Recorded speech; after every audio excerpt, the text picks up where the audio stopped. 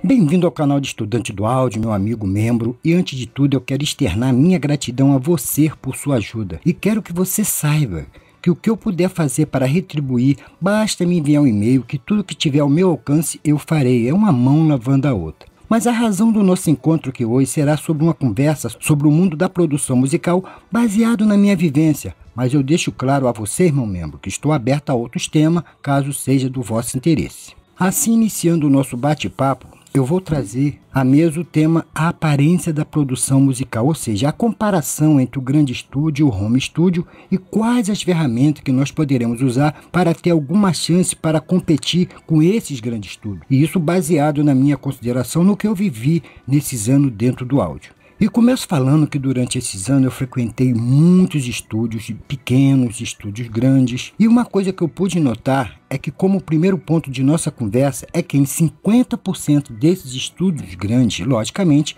havia 100% de bons equipamento de ponta, e apenas 50% de técnica no trato com áudio. Olha, assisti muitos momentos de gravação que a banda chegava para gravar e demorava às vezes 3, 4 horas para iniciar a gravação por problema de configuração no Pro Tools ou outros problemas técnicos. E quando a gente ali oferecia ajuda, a soberba impedia de ajudar. Isso acontece porque aqui no Brasil não tem realmente estudo profundo sobre as técnicas do áudio como existe lá fora, que a coisa lá é a nível, de faculdade. Aqui a coisa fica mais a nível de curso, que na verdade os cursos aqui têm como foco a utilização de áudio, do que propriamente a edição do áudio. Eles deixam para a edição do áudio apenas as funcionalidades das principais ferramentas de edição do áudio, mas sem as técnicas que seguem essa funcionalidade. Você aprende, isso aqui é um compressor, isso é um rádio, transhold, tal, e sim, você bota tanto, e tudo é muito por preset e não por técnica em si. E técnicas que, porque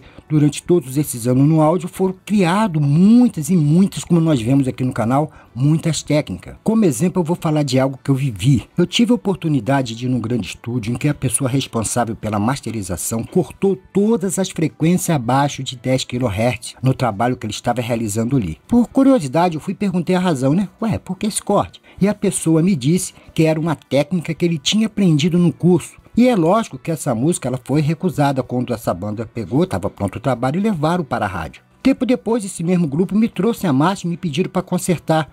Já que o referido estúdio se recusava, o reparo, eles alegavam lá que tudo estava dentro da qualidade técnica de masterização. E eu falei com eles, olha gente, a coisa é a nível de mixagem, já que não havia mais presente as frequências dos instrumentos das bandas inferiores. E o pior é que a banda pagou R$80 mil pelo trabalho. Eles afirmaram que devia processar gravadoras, queria que eu fizesse um laudo técnico.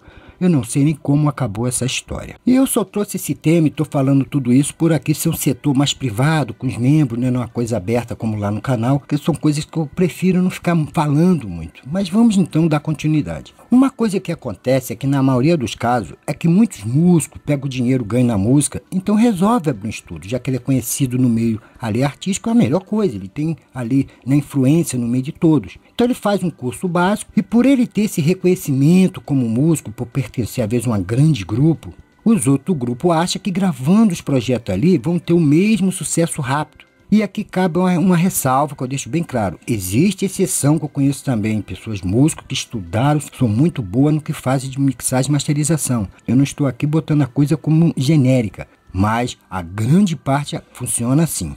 E uma outra situação que eu assisti é que grupo faz uma exaustiva pré-produção, fica ali tudo resolvido, sobre instrumentação, sobre arranjo, e quando chegou lá no estúdio e ia fazer a gravação, o dono ali se recusou dizendo que não havia necessidade de tanto instrumento. Eu, no meu entendimento, olhei lá o projeto e vi que a coisa estava dentro da conformidade. Mas o que eu vi ali, na verdade, não ia falar nada, é que o que estava acontecendo ali era que o dono da gravadora tinha fechado um pacote e não queria perder tempo. Então ele fez um trabalho ali com 5 instrumentos e a gravação e a edição seria mamão com açúcar. Embora o acordado era que o projeto com mais instrumento. Então acontece isso também. E como o cara veio naquela arrogância de sempre, dos produtores, isso tá errado, porque isso que tal, falou umas coisas lá que não tinha nada a ver, o grupo aceitou, porque vai discutir com um engenheiro, com um mestre. Mas aqui também cabe outra ressalva. É lógico que se você aceita fazer o projeto, ali tem que ficar claro toda a instrumentação, tudo ali que vai abranger o projeto. Então você fecha esse pacote, né? Mas caso não haja uma pré-produção, realmente o melhor é fazer o trabalho por horas trabalhadas. Eu já tive experiências dessas logo no início,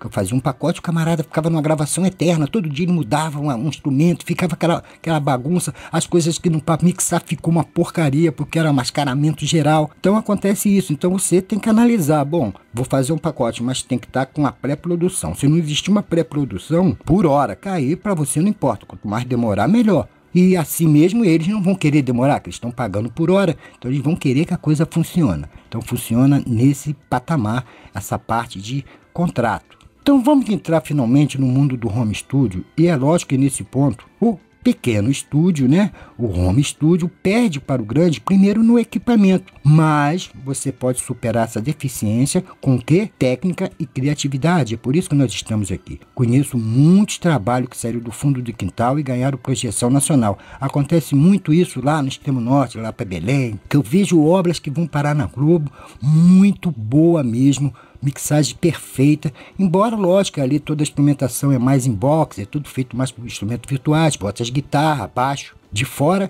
e os instrumentos em si, mas fica um trabalho excepcional que ganha uma projeção nacional. Mas nesse ponto, lá é mais fácil as coisas, porque lá naquela área não existe grandes estúdios como é aqui para o sul, sudeste. E aqui no sul e sudeste há um grande problema criado pelo preconceito enraizado em nós, seres humanos, que temos aquele velho ditado, né, que o hábito faz o monge, ou seja, a aparência é tudo. A nível disso, vamos fazer agora um exemplo usando você mesmo. Suponhamos que você tem duas pessoas que se formou em dentista e a primeira pessoa procurou a cada dia mais se aperfeiçoar nessa área e é um grande cirurgião, o cara é o máximo.